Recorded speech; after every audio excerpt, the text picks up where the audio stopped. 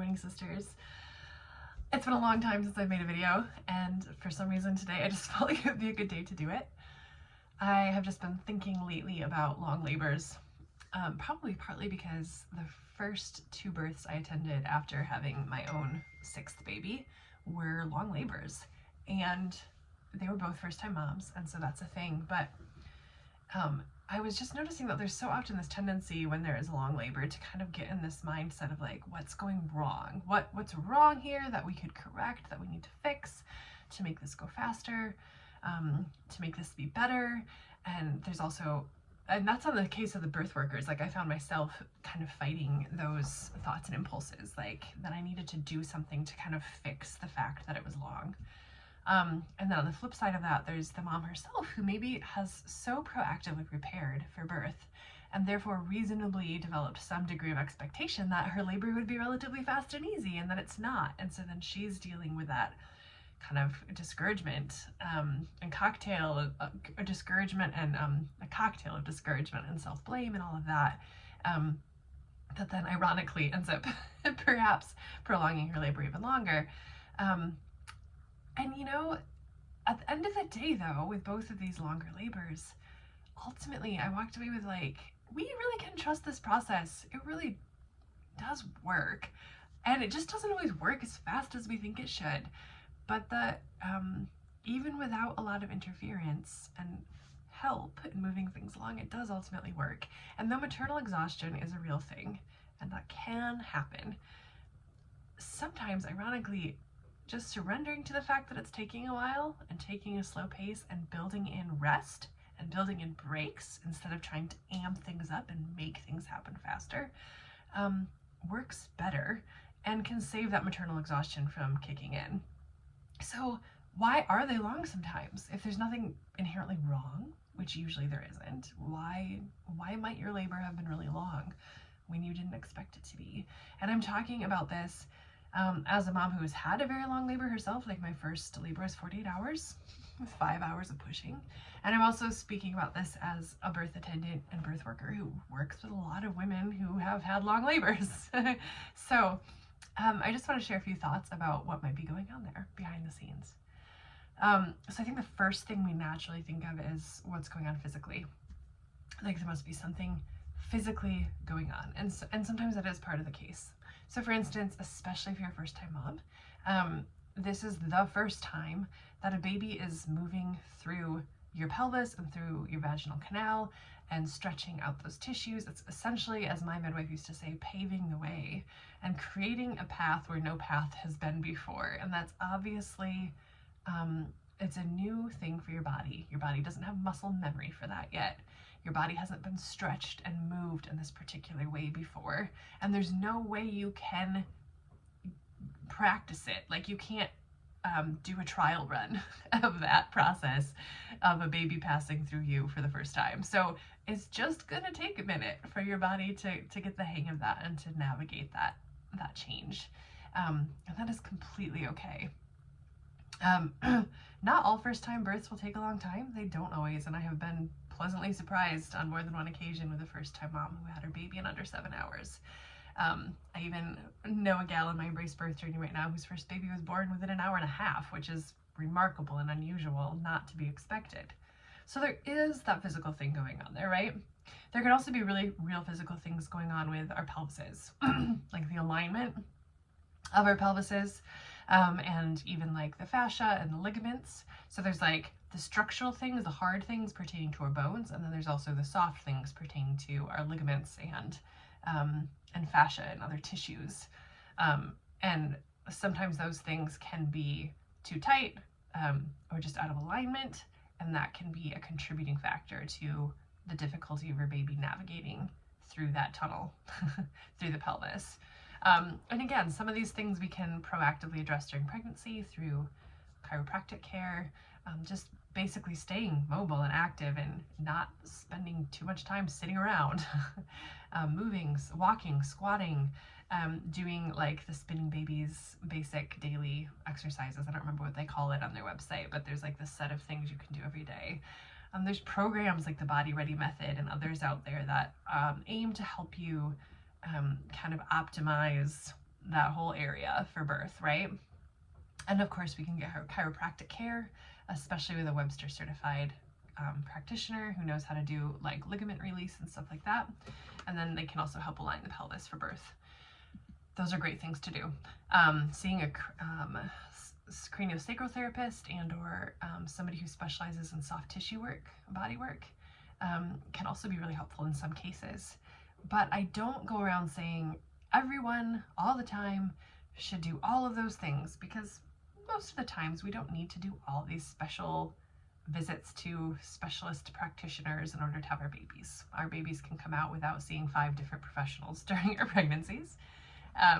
But there are times when it's indicated, and we can plan for that in advance. And yet, even so, you may have done that work during your pregnancy and still end up with a long labor.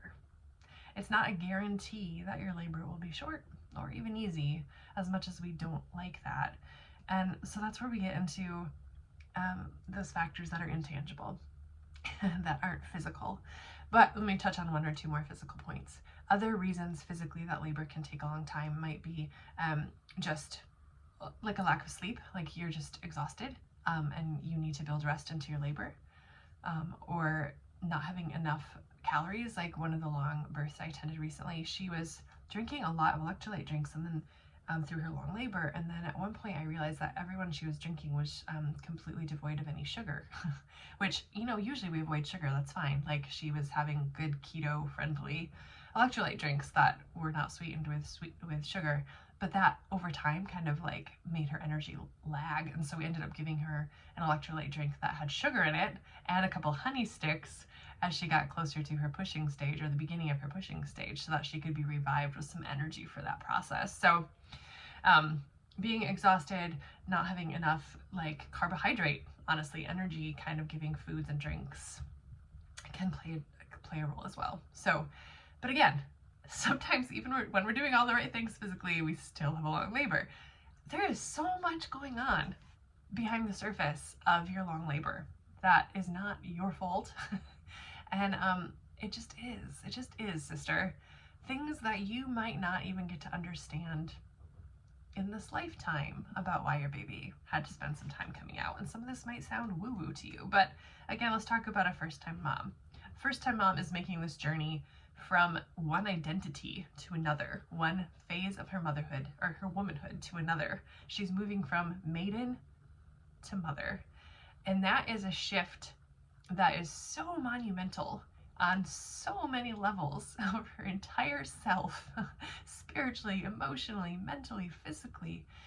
And some of us yield to and move through that shift in identity more easily than others.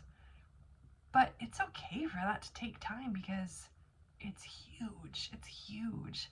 And I believe that sometimes in labor, the ups and downs of it, the discouragement, the challenges that we face are part of that initiation process, part of that transformation process.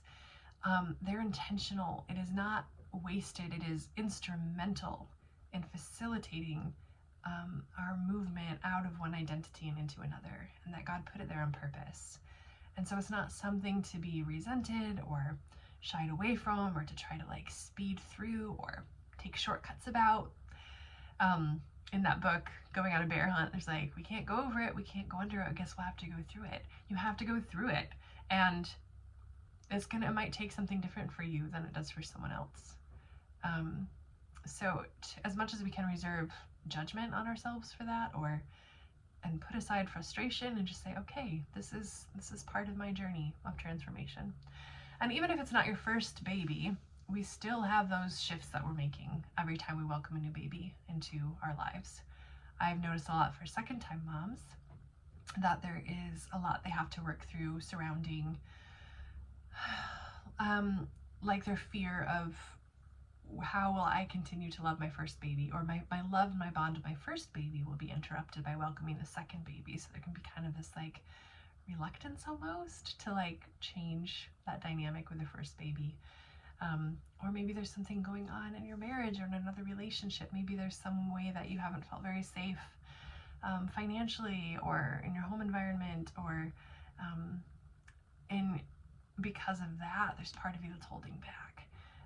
Maybe you doubt your ability on some level, maybe even unconsciously, your ability to handle what your life will be like with another baby in the mix. And so you're having to kind of face and release that fear, not just consciously or mentally, not with just mental assent, but on some sort of deeper cellular and spiritual level. You're doing this work of facing fears and releasing and surrendering and trusting. And again, I don't think it's a mental process most of the time.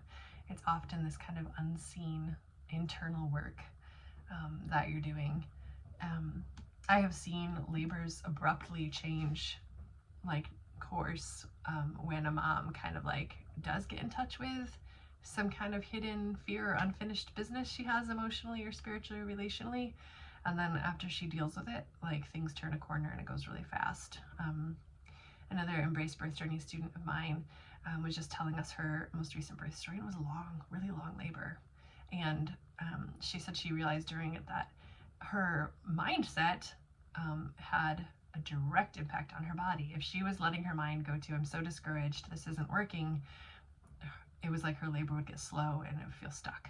And if she could move into, I am doing this, I'm gonna do it, I want to meet my baby enough that I'm gonna do whatever it takes to meet my baby, then her body would respond in kind with a renewed energy and oomph to her contractions and more productivity in her pushing.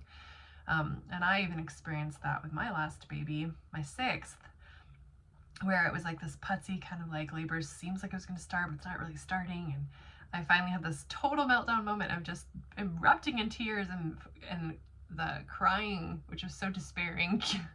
It met this like peak point of me crying out, I just want my baby. It was like I had to get past everything until nothing mattered anymore except wanting my baby. And that's when my labor like shifted into high gear, and he was born really soon after that. And then also, let's not forget that your baby is also a part of this process, and there are perhaps things that your baby's going through, as weird as that sounds, because it's a baby and we don't think about them as having complicated emotional and psychological issues that they have to face. But who knows? Maybe they do. Maybe there's something going on in their journey that God is working out in them as they are being born, that we need to allow space and time for. Your baby is not a passive participant or in your birth process. The baby is an active participant in the birth process. And so it's not just your own spirit and your own body that are having to shift and change and make room for this process to happen, but also your babies. And we don't know a lot about that. I think a lot of that is secret. I like to think of it as like God putting his finishing touches on that knitting together that he's been doing in your womb. Those finishing touches on his perfect work in the secret place of knitting your baby together and bringing this new soul into the world. And you can't control that, and that's not yours to carry. It's not your work to do. It's God's work and your baby's work. And yeah, so these are some of the things that might be going on that might have made your labor long, or might make a future labor a little bit longer. And I just want to encourage you to leave room for a long labor as a possibility in your life that doesn't leave you, doesn't mean you're lacking. There's so much going on, and it's pretty likely that you didn't fail, your body didn't malfunction, God didn't abandon you, your baby didn't refuse to cooperate. It just is what it is, and there is something in that that has purpose, because I really believe that God wastes nothing, not even a long labor. So I hope that encourages you and maybe starts to shift your perspective just a little bit about long labors. I know we can see women out there having these quick, easy ones, and we're like, that's what I want, that's the ideal, but it might not necessarily be the ideal. It's just different. All right, bless you.